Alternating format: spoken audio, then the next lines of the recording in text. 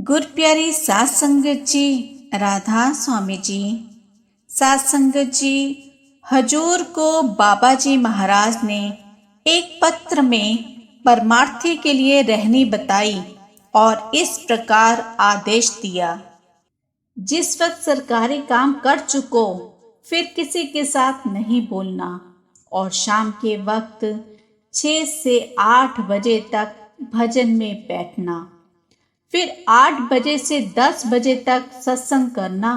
उसके बाद चाहे सो जाना, चाहे फिर गप्पे मारते रहना, फिर सुबह के 4:30 बजे भजन में बैठ जाना, फिर दिन भर सरकारी काम करना, साथ ही बातें करते रहना। जिस वक्त सरकारी काम से छुट्टी हो तब बातें नहीं करना और ना बेसत्संगियों के साथ बैठकर वक्त खराब करना। रोटी अकेले में चौके में बैठकर खाना। दुनिया में छिपे रहना है जी। आपको तो लोगों के साथ काम करना है। रहनी आपकी न्यारी होनी चाहिए जी। अगर आपको कोई चीज मुफ्त में दे तो नहीं लेनी है। जैसे मुर्गा भी दिन भर पानी में तैरती है पर जिस वक्त उड़ती है सूखी की सूखी, इसी तरह संसार में रहना है जी। खुद मेरी अर्ज है कि आप पर दया मेहर पहुंचे इसी वक्त जी। सात संगत जी, इस कठिन रहने पर हजूर महाराज सावन सिंह जी जैसे पूर्ण पुरुष ही चल सकते थे। हर पत्र में बाबा जी का हुक्म होता था कि जिस वक्त भी सरकारी काम से फुर्सत मिले भजन सिमरन करो। हजूर महाराज जी भी बाबा जी महाराज के आदेश के अनुसार चलने की पूरी कोशिश करते थे। अपनी सारी तनख्वाह आप बाबा जी से पूछकर उनके आदेश के अनुसार खर्च करते थे।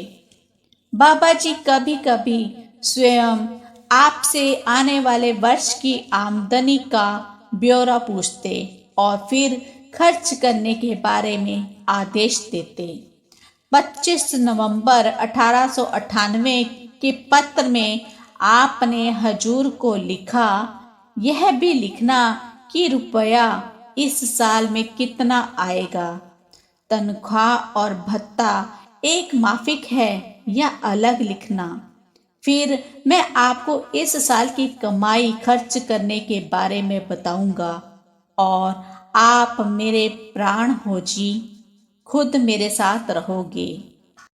सात संगत जी, मनुष्य अपने आप परमात्मा के रूप का दर्शन कर पाने में असमर्थ है, किंतु मनुष्य जब पूर्ण गुरु के संपर्क में आता है जो परमात्मा का साकार रूप है, तब वह गुरु के द्वारा परमात्मा से संपर्क स्थापित कर लेता है और गुरु की ही कृपा से परमात्मा से उसका मिलाप हो जाता है।